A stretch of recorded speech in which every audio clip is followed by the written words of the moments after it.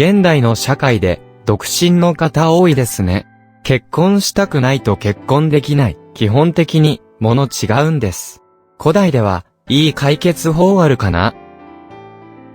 古代中国では、独身の男女は常に政府にとって厄介な問題でした。これは主に医療条件や生活水準に制限されていた古代において、人々の平均寿命が比較的短かったためです。また、中国は古くから男尊女卑でした。女子より男子の数が多く、貧困などで妻を見つけられない若い男性が増えており、当時の人口は国の強さを決定する主な要因でした。人口の繁栄は平原と人頭税を増やすだけでなく、食料生産を促進することもできます。したがって、戦争中を除いて、すべての王朝は、残った男性と女性をできるだけ早く結婚させて、子供を産むために、あらゆる手段を試みました。それで、古代において、官府は、男女独身の問題を解決するために、どのような方法を採用しましたか？次の5つの方法があります。まず、結婚しないと、罰せられることになる。今日、多くの年を取った未婚女性は、夫を見つけることを放棄して、これは、男性が妻を見つけることができない理由でもあります。同様に、古代の強制結婚は主に女性を対象としていました。なぜなら、女性はしばしば結婚したがらないからです。強制結婚方法は2つあります。1つは、年を取ってきたのに結婚しない場合、強制結婚することになる。例えば、清王朝では、娘が17歳で、まだ結婚していない場合、政府は娘に結婚を強制します。対象は、妻を見つけていない地元の男性から選ばれます。だからこそ、どんな人が割り当てられていても、受け入れられることしかできません。越王公選の規定により、17歳以降の女性は、結婚せず、20歳以降の男性は嫁を取らない場合、両親は罰せられるべきである。また、出産を促進するために、若者派老婆と結婚することはできず、老人は若い妻と結婚することはできないと、規定されていました。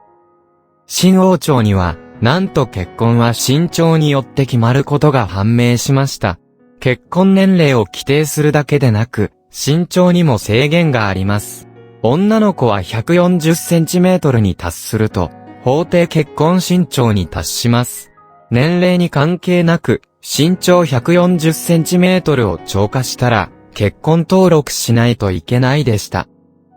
東王朝は、結婚を促すために、結婚の最低年齢を13歳に引き下げました。これは、すべての王朝の中で、最も低い結婚年齢です。例えば、張孫皇后が、兎太宗と結婚したとき、彼女は、実際には13歳でした。また、兎太宗は、地方自治体の地方人口が増加すれば、昇進することができ、独身者が多すぎて、世帯登録が減ると、昇進は絶望的であるとの法令を発布した。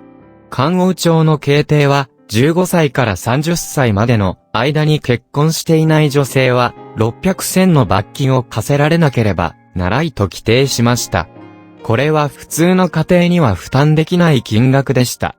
宋王朝では、少女が15歳に達し、結婚していない場合、あなたの家族は罰せられ、刑務所に入れられると規定されていました。現代の中国では、結婚できない独身者が多く、義母はかなりうるさくて、意見が多く、古代には、そのようなスノッブな義母は罰せられるでしょう。清王朝に、中国の人口が4億人に達するまでに、政府は人口の不足を恐れていなかったので、結婚を促す必要はなくなるけれど、女性の晩婚の問題はそれほど厳しくありませんでした。早婚はより一般的でした。興味深いのは、古い時代に結婚年齢の上限が定められていたのに対し、現代では結婚年齢の下限が定められている。法定年齢より早く結婚することができません。第2に指定される結婚。清州王朝には官府に結婚分配を担当する役人がいました。朱来や漢詩入国にも同様の記録があります。官府の仲人は、独身男女の間に結婚の問題を解決するだけでなく、やもと、やもめ両方をお互いに紹介して、土地や住宅を与えて、落ち着かせる暮らす責任があります。正神では、女性が17歳になるまで結婚しなかった場合、政府は、彼女に割り当てられた男性と結婚指定する。言い換えると、自分の意思がないで、政府の指示に従うしかならないです。古代で、これは主に国境防衛、新しい移民地域、及び開発地域を安定させるために行われた取り決めです。例えば、新王朝では、国の政策に従って、多くの男性が国境を守っていましたが、安定を保つために、これらの場所に、官府の仲人が設置され、ここに配属来て、または移住してきた女性が、結婚指定強行されました。言い換えれば、官府の仲人が、女性を見つかる限り、それは男性に強制的に割り当てられることができます。第3に、金持ちや役人が、側室を取ることを制限します。昔から現在に至るまで、どの社会にも豊かで、力強い人々がいて、その富と力を利用して、多くの女性を占めることができます。その結果、社会における資源の偏在が生じ、多くの女性資源が富裕層に奪われ、釈放されなくなり、当時の社会の繁殖に貢献していませんでした。したがって、これらの特権階級が、側室を取ることを制限することは、良い方法になりました。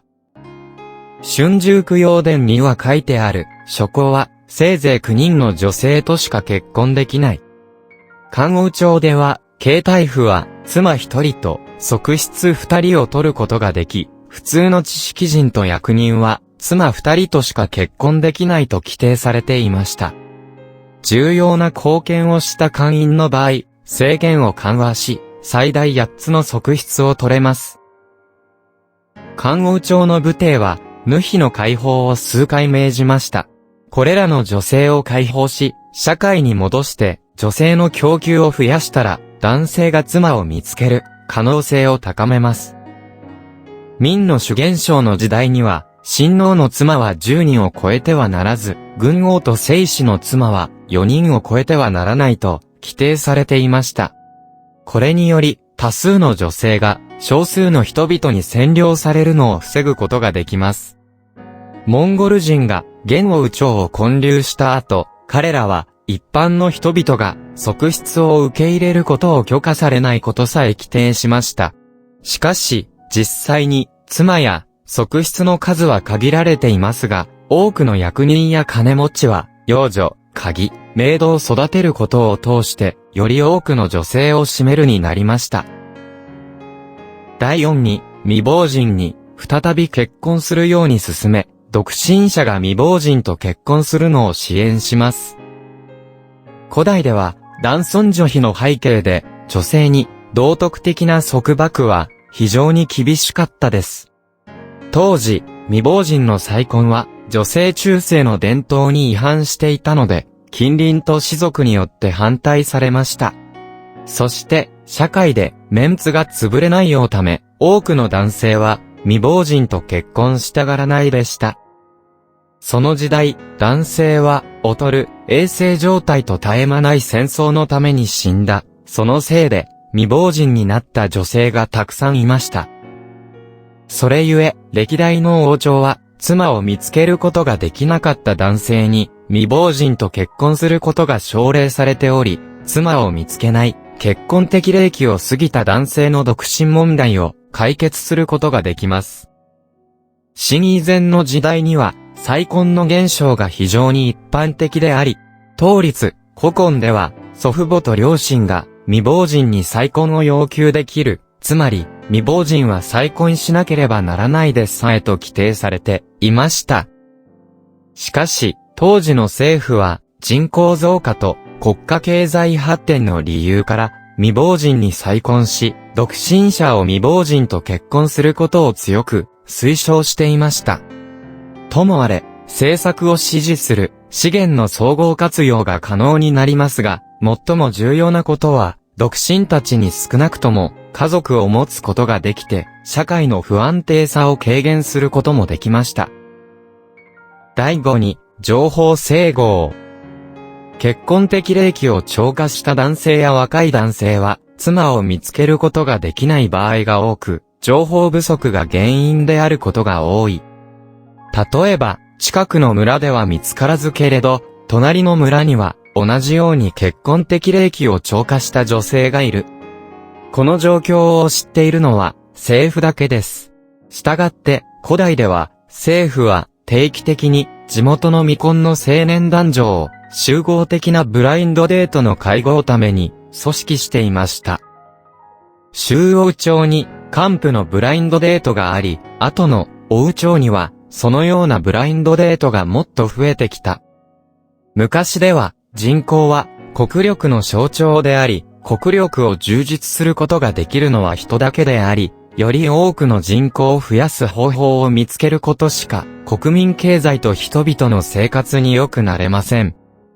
したがって若い男性が妻を見つけることができないことは、それは国の重要な課題になります。だから、古代王朝は、これに多くの注意を払いました。古代には、人口は民族の共生と繁殖を決定しました。なぜなら、古代には戦争が多すぎて人口がなかったら、ジェノサイドの危機をもたらすかもしれません。